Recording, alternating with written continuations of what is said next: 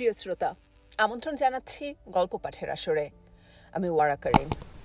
শুরু করতে যাচ্ছি হুমায়ুন আহমেদের উপন্যাস অন্য ভুবনের তৃতীয় পর্বটি।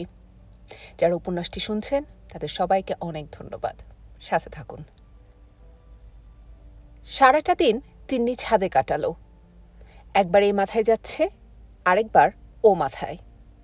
মাঝে মাঝে বিড়বিড় করে নিজের মনে কথা বলছে এবং হাসছে। শীতের দিনের রোদ দুপুরের দিকে খুব বেড়ে যায়, সারা গা চিড়বিড় করে। কিন্তু মেয়েটি নির্বিকার, হাঁটছে তো হাঁটছেই। রহিমা দুপুরে ছাদে এসে ভয়ে ভয়ে বলেছিল, ভাত দিছি, খেতে আসেন। তিন্নি কোনো কথা বলেনি। রহিমা খানিকক্ষণ দাঁড়িয়ে থেকে চলে গেছে। তিন্নি বুঝতে পারছে সিঁড়ি দিয়ে নামার সময় রহিমা মনে মনে বলছে, পিশাচ, পিশাচ, মানুষ না, পিশাচ একটা। তিন্নির খানিকটা রাগ লাগছিল, কিন্তু সে সামলে নিল। সবসময় রাগ করতে ভালো লাগে না, তার নিজেরও কষ্ট হয় আর চোখও জ্বালা করতে থাকে। রহিমা চলে যাবার পরপরই বরকত সাহেব এলেন। তিনি কোনো কথা বললেন না, চিলে কোঠার কাছে মাথা নিচু করে দাঁড়িয়ে রইলেন। তিন্নির মন খারাপ হয়ে গেল। বাবা আগে তাকে ভয় পেতেন না, এখন পান, খুবই ভয় পান। অথচ সে বাবাকে একদিনও ব্যথা দেয়নি, কোনোদিন দেবেও না। তিন্নি, কি বাবা? ভাত খেতে এসো। আমার খিদে নেই বাবা, যেদিন খুব রোদ ওঠে সেদিন আমার খিদে হয় না। বরকত সাহেব ছোট্ট একটি নিঃশ্বাস ফেললেন।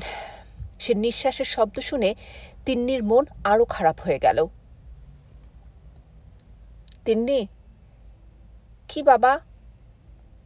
যে ভদ্রলোক এসেছেন তার সঙ্গে কি তোমার কথা হয়েছে? হ্যাঁ, হয়েছে। তাকে তোমার কেমন লেগেছে? ভালো। তাহলে তাকে ব্যথা দিলে কেন? আমি কিছুক্ষণ আগে একতলায় গিয়েছিলাম, ভদ্রলোক মরার মতো পড়ে আছেন। তিন্নি জবাব দিল না। বরকত সাহেব বললেন, তুমি জানো তিনি কি জন্যে এসেছেন? জানি, তিনি আমাকে বলেছেন। তুমি লক্ষ্মী মেয়ের মতো তোমার যত কথা আছে সব ওকে বলবে, কিছুই লুকোবে না। আচ্ছা। তোমার স্বপ্নের কথাও বলবে। তিনি বিশ্বাস করবেন না, হাসবেন। না, হাসবেন না। উনি একজন অত্যন্ত বুদ্ধিমান মানুষ, তোমার সব কথা উনি বুঝবেন। আমি যা বুঝতে পারিনি উনি তা পারবেন। তিন্নি বলল, উনি কি গাছের মতো জ্ঞানী? বরকত সাহেব মৃদু স্বরে বললেন, তোমার গাছের ব্যাপারটা আমি জানি না তিন্নি, কাজেই বলতে পারছি না গাছের মতো জ্ঞানী কিনা। আমার ধারণা গাছের জীবন থাকলেও তা খুব নিম্ন পর্যায়ের, জ্ঞান বুদ্ধির ব্যাপার সেখানে নেই। বাবা, বলো মা। আমার স্বপ্নের ব্যাপারটা কি আজই ওকে বলবো? না, আজ না, আজ না বললেও হবে, কাল বলো। আজ ভদ্রলোক ঘুমোচ্ছেন, আমার মনে হয় সারাদিনই ঘুমোবেন। তুমি ব্যথা দেবার পর উনি অসুস্থ হয়ে পড়েছেন। তিন্নি লজ্জিত হল, কিছু বলল না। বরকত সাহেব বললেন, তুমি কি ছাদেই থাকবে? হ্যাঁ, তুমি যাও, ভাত খাও। বরকত সাহেব নেমে গেলেন। তিন্নি ছাদের এ মাথা থেকে ও মাথা পর্যন্ত আবার হাঁটতে শুরু করল। সে নেমে এলো সন্ধ্যাবেলায়। তার গা ঝিমঝিম করছে, হাত পা কাঁপছে। আজ সে আবার স্বপ্ন দেখবে। এইসব লক্ষণ তার এখন চেনা হয়ে গেছে। তার ভয় ভয় করতে লাগলো। স্বপ্ন এত বাজে ব্যাপার, এত কষ্টের। ঘুমোবার আগে তিন্নি এক বাটি দুধ খেল। রহিমা কমলা এনেছিল খোসা ছাড়িয়ে, তার দুটি কোয়া মুখে দিল। রহিমা বলল, আমি এই ঘরে ঘুমাইব আপা? তিন্নি কড়া গলায় বলল, না। রহিমা প্রতি রাতেই এই কথা বলে। প্রতি রাতেই তিন্নি একই উত্তর দেয়। একা থাকা তার অভ্যেস হয়ে গেছে, অথচ কেউ সেটা বুঝতে চায় না। বাবা মাঝে মাঝে এসে বলবেন, তুমি কি আমার সঙ্গে ঘুমোবে মা? একবার খুব ঝড় বৃষ্টি হচ্ছিল, ঘন ঘন বাজ চমকাচ্ছিল। বাবা এসে জোর করে তাকে উঠিয়ে গিয়ে নিয়ে গিয়েছিলেন। সে কতবার বলেছে, আমি কাউকেই ভয় করি না। বাবা শোনেনি। বাবা মারও কোনো কথা শুনতে চায় না। মার কথা অবশ্যই সে বলতে পারে না, কারণ মার কথা তার কিছুই মনে নেই। শুধু মনে আছে মাথা ভর্তি চুলের একটি গোল গাল মুখ তার মুখের উপর ঝুঁকে আছে। তিন্নি ভাবতে লাগল, মা বেঁচে থাকলে এখন কি করত? তাকে নিয়ে খুব সমস্যায় পড়ে যেত। হয়তো রোজ রাতে তার সঙ্গে ঘুমতো, কান্নাকাটি করত। আচ্ছা, সে এরকম হলো কেন? সে কেন অন্য সব মেয়েদের মতো হলো না? রহিমা এখনো দাঁড়িয়ে আছে, সরাসরি তিন্নির দিকে তাকাচ্ছে না, কিন্তু মনে মনে চাচ্ছে তাড়াতাড়ি এ ঘর থেকে চলে যেতে। তিন্নি ভেবে পেল না, যে চলে যেতে চাচ্ছে সে চলে না গিয়ে দাঁড়িয়ে আছে কেন। রহিমা, জি আপা, তুমি আজ সকালে আমাকে পিশাচ ডেকেছিলে কেন? রহিমার মুখ সাদা হয়ে গেল, দেখতে দেখতে কপালে বিন্দু বিন্দু ঘাম জমল। পিশাচরা কি করে রহিমা? রহিমা তার জবাব দিল না। তার পানির পিপাসা পেয়ে গেছে, বুক শুকিয়ে কাঠ। আর কোনোদিন আমাকে পিশাচ ডাকবে না। জি আচ্ছা, এখন যাও। আজ বোধহয় স্বপ্নটা সে দেখবেই। বিছানায় শোয়া মাত্র চোখ জড়িয়ে আসছে ঘুমে। অনেক চেষ্টা করেও চোখ মেলে রাখা যাচ্ছে না। ঘরের বাতাস হঠাৎ যেন অনেকখানি ঠান্ডা হয়ে গেছে। ঝুনঝুন শব্দ হচ্ছে দূরে, এই দূরে, অনেকখানি দূরে, গ্রহ নক্ষত্র ছাড়িয়ে দূরে, আরও দূরে। তিন্নি ছটফট করতে লাগল। সে ঘুমোতে চায় না, জেগে থাকতে চায়, কিন্তু ওরা তাকে জেগে থাকতে দেবে না, ঘুম পাড়িয়ে দেবে, এবং ঘুম পাড়িয়ে অদ্ভুত সব স্বপ্ন দেখাবে। তিন্নি সেই রাতে যে স্বপ্ন দেখল তা অনেকটা এরকম। একটি বিশাল মাঠে সে দাঁড়িয়ে আছে। যতদূর দৃষ্টি যায় শুধু গাছ আর গাছ, বিশাল মহিরুহ। এসব গাছের মাথা যেন আকাশ স্পর্শ করছে। গাছগুলি অদ্ভুত, লতানো ডাল, কিছু কিছু ডাল আবার বেনি পাকানো। তাদের গায়ের রং সবুজ নয়, হলুদের সঙ্গে লাল মেশানো, হালকা লাল। এসব গাছ একসঙ্গে হঠাৎ কথা বলে উঠছে, নিজেদের মধ্যে কথা, আবার কথা বন্ধ করে দিচ্ছে। তখন চারদিকে শুনশান নীরবতা। শোনা যাচ্ছে শুধু বাতাসের শব্দ। ঝড়ের মতো শব্দে বাতাস বইছে, আবার সেই শব্দ থেমে যাচ্ছে। তখন কথা বলছে গাছেরা, কত অদ্ভুত বিষয় নিয়ে, কত অদ্ভুত কথা। তার প্রায় কিছুই তিন্নি বুঝতে পারছে না।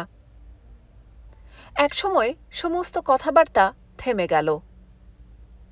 তিন্নি বুঝতে পারল সব কটি গাছ লক্ষ্য করছে তাকে। তাদের মধ্যে একজন বলল, কেমন আছো ছোট্ট মেয়ে? ভালো। ভয় পাচ্ছ কেন তুমি? আমি ভয় পাচ্ছি না। অল্প অল্প পাচ্ছ, কোনো ভয় নেই। কোনো ভয় নেই বলার সঙ্গে সঙ্গে সব কটি গাছ একত্রে বলতে লাগল, ভয় নেই, কোনো ভয় নেই, ভয় নেই, কোনো ভয় নেই। ভয়াবহ শব্দ, কানে তালা লেগে যাবার মতো অবস্থা। তিনি তখন কেঁদে ফেলল। তার কান্নার সঙ্গে সঙ্গে সমস্ত শব্দ থেমে গেল। কথা বলল শুধু একটি গাছ, ছোট্ট মেয়ে তিন্নি, কি কাঁদছো কেন? জানি না, আমার কান্না পাচ্ছে। ভয় লাগছে? হ্যাঁ। কোনো ভয় নেই, তোমাকে ঘুম পাড়িয়ে দিচ্ছি। কথা শেষ হবার সঙ্গে সঙ্গে আলো কমে এলো। সব কটি গাছ একত্রে মাথা দুলিয়ে কি সব গান করতে লাগলো। এই গানে মনে অদ্ভুত এক আনন্দ হয়। শুধু মনে হয় কত সুখ চারিদিকে। শুধু বেঁচে থাকতে ইচ্ছে করে, আনন্দ করতে ইচ্ছে করে। ঘুম আসছে ছোট্ট মেয়ে তিন্নি? আসছে। তাহলে ঘুমাও। আমাদের গান তোমার ভালো লাগছে? লাগছে। খুব ভালো? হ্যাঁ, খুব ভালো। গাঢ় ঘুমে তিন্নির চোখ জড়িয়ে এলো।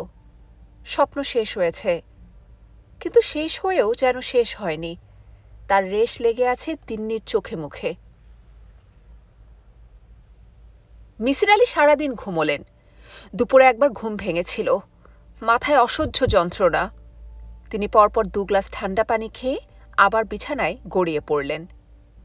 যখন জাগলেন তখন বেশ রাত। বিছানার পাশে উদ্বিগ্ন মুখে বরকত সাহেব দাঁড়িয়ে আছেন। একজন বেঁটে মতো লোক আছে, হাতে স্টেথোস্কোপ। নিশ্চয়ই ডাক্তার। দরজার পাশে চোখ বড় বড় করে দাঁড়িয়ে আছে নিজাম। বোঝাই যাচ্ছে সে বেশ ভয় পেয়েছে। বরকত সাহেব বললেন, এখন কেমন লাগছে? ভালো। মিসির আলি উঠতে চেষ্টা করলেন। ডাক্তার সাহেব বললেন, নড়াচড়া করবেন না, চুপ করে শুয়ে থাকুন। আপনার ব্লাড প্রেশার অ্যাবনর্মালি হাই। তিনি কিছু বললেন না। নিজেকে খাপ খাইয়ে নিতে তার সময় লাগছে। ঘুম ঘুম ভাবতে ঠিক কাটছে না। ডাক্তার সাহেব বললেন, হাই প্রেশারে কতদিন ধরে ভুগছেন? প্রেশার ছিল না, হঠাৎ করে হয়েছে। যে জিনিস হঠাৎ আসে তা হঠাৎই যায়। কি বলেন? না না, খুব সাবধানে থাকবেন। আমি তো ভয় পেয়েই গিয়েছিলাম। বরকত সাহেবকে বলছিলাম হাসপাতালে ট্রান্সফার করবার জন্যে। সত্যি করে বলুন তো, এখন কি বেটার লাগছে? লাগছে, আগের মতো খারাপ লাগছে না। ডাক্তার গম্ভীর ভঙ্গিতে মাথা নাড়তে নাড়তে বললেন, হঠাৎ করে এরকম হাই প্রেশার হবার তো কথা নয়, খুবই আনইউজুয়াল। তিনি এক গাদা ওষুধপত্র দিলেন। যাবার সময় বারবার বললেন, রেস্ট দরকার, কমপ্লিট রেস্ট। কিছু খাওয়া দাওয়া করে শুয়ে পড়ুন। একটা ঘুমের ওষুধ দিয়েছি, খেয়ে টানা ঘুম দিন। ভোরে এসে আমি আবার প্রেশার মাপব। বরকত সাহেব বললেন, আপনি তো সারাদিন কিছু খাননি। এখন খাবো, গোসল সেরে খেতে বসব। প্রচণ্ড খিদে পেয়েছে। আপনি কি দয়া করে খাবারটা আমার ঘরে পাঠাবার ব্যবস্থা করবেন? নিশ্চয়ই করব। আপনার সঙ্গে আমি আসলে কিছু কথাও বলতে চেয়েছিলাম। মিসির আলি বললেন, আজ না, আমি আগামীকাল কথা বলবো। ঠিক আছে, আগামীকাল। বরকত সাহেব ঘর থেকে বেরোতে গিয়েও থমকে দাঁড়ালেন। নিচু গলায় বললেন, আপনার খুব কষ্ট হলো, আমি লজ্জিত। আপনার লজ্জিত হবার কিছুই নেই, আপনি এ নিয়ে ভাববেন না। দীর্ঘ স্নানের পর মিসির আলি সাহেবের বেশ ভালোই লাগল। ক্লান্তির ভাব নেই। মাথায় সূক্ষ্ম যন্ত্রণা আছে, তবে তা সহনীয়। এখন মনে হচ্ছে গরম 1 কাপ চা খেলে সেরে যাবে। খাবার নিয়ে এলো নিজাম। মিসির আলি লক্ষ্য করলেন, নিজাম তাকে বারবার আর চোখে দেখছে। তার চোখে সীমাহীন কৌতূহল। সম্ভবত সে কিছু বলতে চায়, সাহস পাচ্ছে না। মিসির আলি ভারী গলায় ডাকলেন, নিজাম। জি স্যার। তুমি কেমন আছো? জি স্যার, ভালো। তিন্নি তোমাকে কখনো মাথা ব্যথা দেয়নি? নিজাম চমকে উঠল, কিন্তু নিজেকে সামলে নিল। সহজভাবে ভাত তরকারি এগিয়ে দিতে লাগল। কথা বলছো না কেন নিজাম? কি বলবো স্যার? ওই যে জিজ্ঞেস করলাম তিন্নি তোমাকে মাথা ব্যথা দেয় কিনা। আমার ধারণা সবাইকেই মাঝে মাঝে দেয়, ঠিক বলছি না? জি স্যার, ঠিক বলছেন। তোমাকেও দিয়েছে? জি স্যার। কবার দিয়েছে? অনেকবার। তবু তুমি এ বাড়িতে পড়ে আছো কেন? চলে যাচ্ছ না কেন? নিজাম জবাব দিল না। মিসির আলি বললেন, আমি ওর অসুখ ভালো করবার জন্য এসেছি, কাজে ওর সম্পর্কে সব কিছু আমার জানা দরকার। তোমরা যদি না বলো তাহলে আমি জানব কি করে? কি জানতে চান স্যার? মানুষকে কষ্ট দেবার এই ব্যাপারটা ও কবে থেকে শুরু করেছে? 3 বছর ধরে হচ্ছে। প্রথম কিভাবে এটা শুরু হলো তোমার মনে আছে? জি আছে। রহিমা তিন্নি আপার জন্য দুধ নিয়ে গিয়েছিল। তিন্নি আপা খাচ্ছিল না। তখন রাগের মাথায় রহিমা তিন্নি আপাকে একটা চড় দেয়। তারপরে শুরু হয়। রহিমা চিৎকার করতে থাকে, গড়াগড়ি করতে থাকে, ভয়ঙ্কর কষ্ট পায়। রহিমা কি এখনো এই বাড়িতে কাজ করে? জি। এরকম কষ্ট কি সে আরও পেয়েছে? জি স্যার। তবু সে বাড়িতে পড়ে আছে, চলে যায় না কেন? নিজাম জবাব দিল না। মিসির আলি লক্ষ্য করলেন এই প্রশ্নটির জবাব নিজাম এড়িয়ে যাচ্ছে।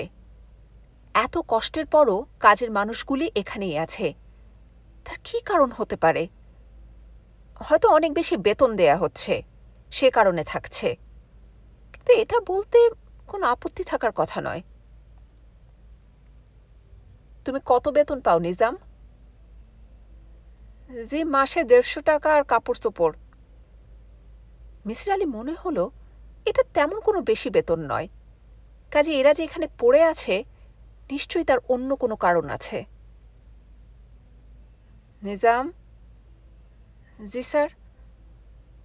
তুমি কি আমাকে চা খাওয়াতে পারো? জি, নিয়ে আসছি স্যার। আর শোনো, রহিমার সঙ্গে আমি কথা বলতে চাই। ওকে পেলে বলবে আমার কথা। জি আচ্ছা।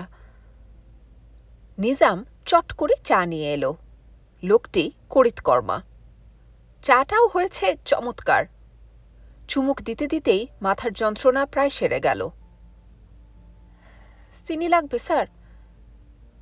না, লাগবে না। খুব ভালো চা হয়েছে নিজাম। তুমি বসো, টুলটায় বসো, কথা বলি। নিজাম বসল না, জড়সড় হয়ে দাঁড়িয়ে রইল।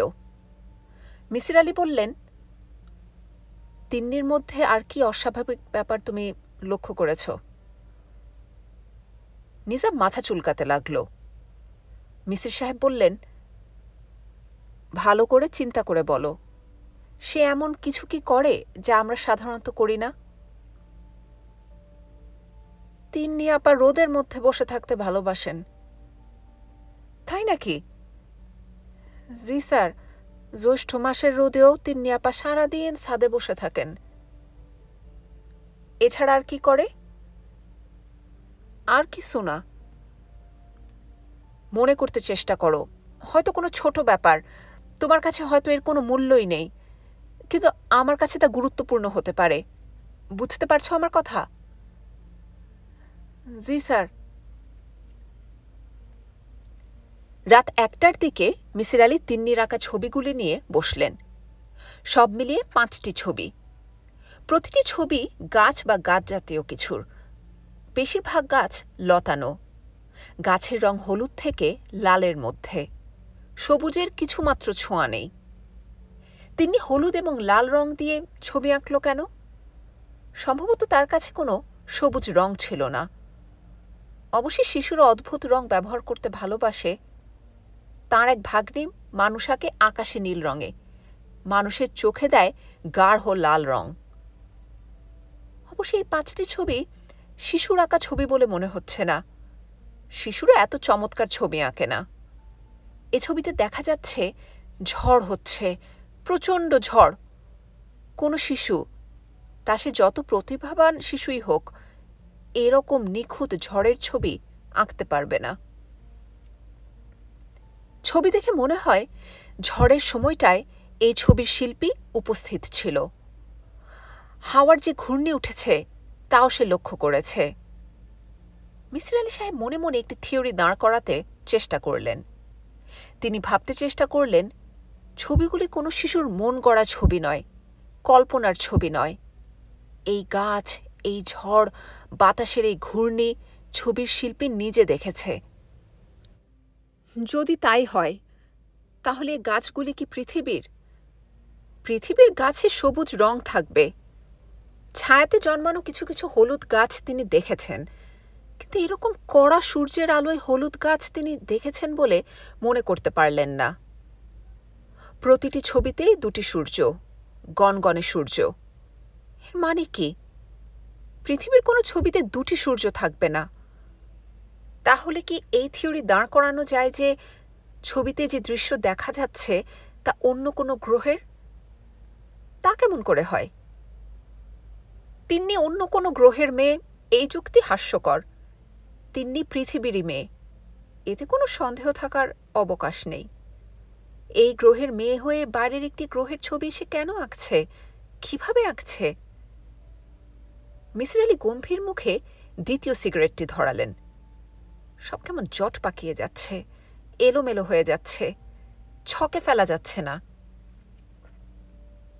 তিনি সিগারেট টানতে টানতে বারান্দায় এসে দাঁড়ালেন এবং ভাবতে চেষ্টা করলেন, এইসব অল্প বয়সী একটি মেয়ের কল্পনার ছবি, এর বেশি কিছু নয়।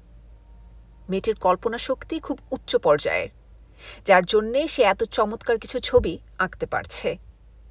ভোরবেলায় তাকে জিজ্ঞেস করতে হবে। মিসির আলি ঠান্ডা লাগছে, হু হু করে বইছে উত্তরে হাওয়া, কিন্তু এই ঠান্ডায় দাঁড়িয়ে থাকতে বেশ লাগছে। চারদিক খুব চুপচাপ। আকাশে চাঁদ থাকায় চমৎকার জ্যোৎস্না হয়েছে। গাছের পাতার ফাঁক দিয়ে জ্যোৎস্না ভেঙে ভেঙে পড়ছে। কি অপূর্ব একটি দৃশ্য! মিসির আলি নিজের অজান্তেই হাঁটতে হাঁটতে একটা ঝাঁকড়া জাম গাছের নিচে গিয়ে দাঁড়ালেন। ঠিক তখন একটা অদ্ভুত ব্যাপার হলো। তিনি স্পষ্ট শুনলেন, তিন্নি বলছে, কি আপনার ঘুম আসছে না? তিনি আশেপাশে কাউকেই দেখলেন না, দেখার কথাও নয়। এই নিশিরাত্রিতে তিন্নি নিশ্চয়ই নিচে নেমে আসেনি। তিনি বললেন, কে কথা বলল? মিসির আলি খিলখিল হাসির শব্দ শুনলেন। এর মানে কি? তিন্নির হাসি কোত্থেকে ভেসে আসছে? মিসির আলি বললেন, তুমি তিন্নি? হ্যাঁ।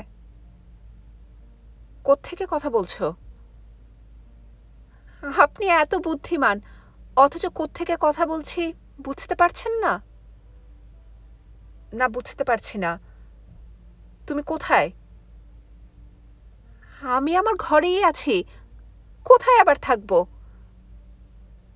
মিসির আলি একটা বড় ধরনের চমক পেলেন। মেয়েটি তার ঘর থেকেই কথা বলছে। সেই সব কথা তিনি পরিষ্কার শুনছেন। টেলিপ্যাথিক যোগাযোগ। অদ্ভুত তো! মেয়েটিও নিশ্চয়ই তার কথা শুনতে পাচ্ছে। মেয়েটির সঙ্গে কথা বলার জন্যে নিশ্চয়ই তাকে চেঁচাতে হবে না। মনে মনে ভাবলেই তিন্নি বুঝবে।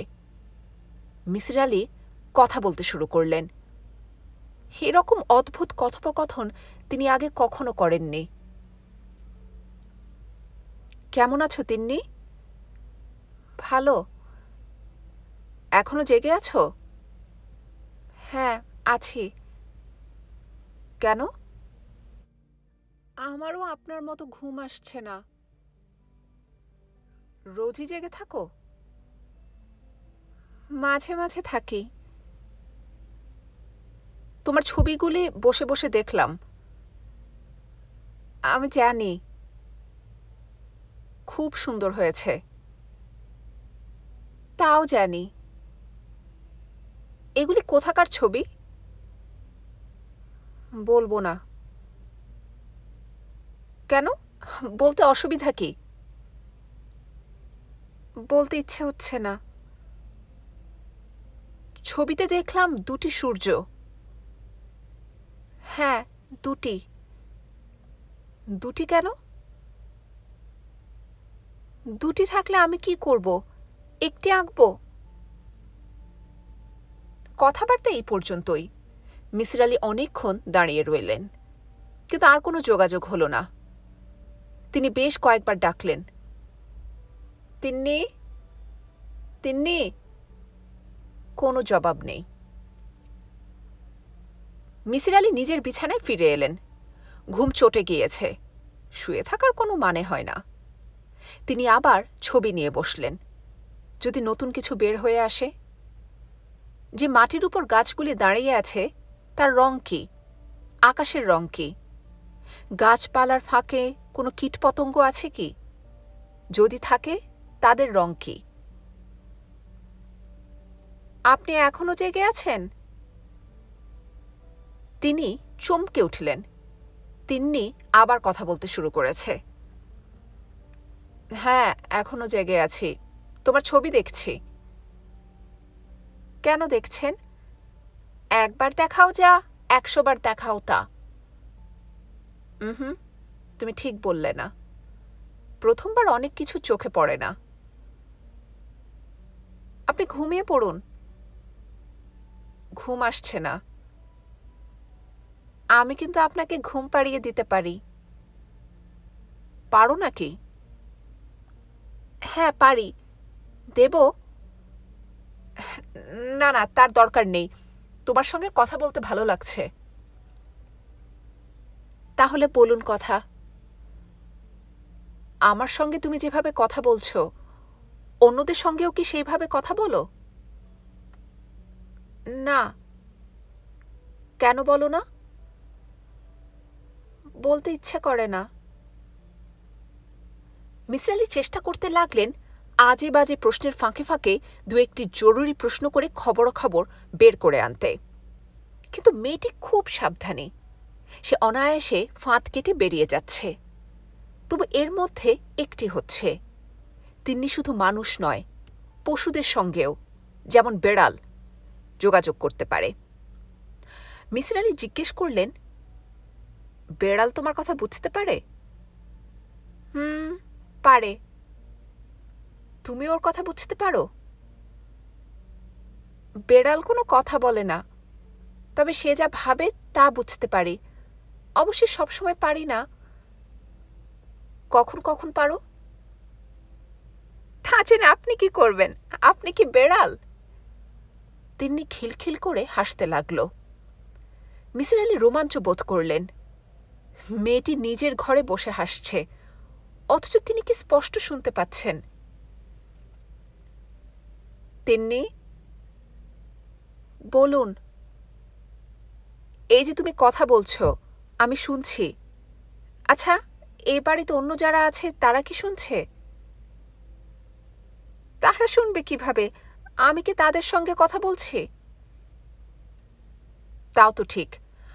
আচ্ছা, ধরো কাল ভোরে আমি যদি অনেক দূরে চলে যাই, 3-4 মাইল দূরে কিংবা তার চেয়ে অনেক দূরে, তখনও কি তুমি আমার সঙ্গে কথা বলতে পারবে?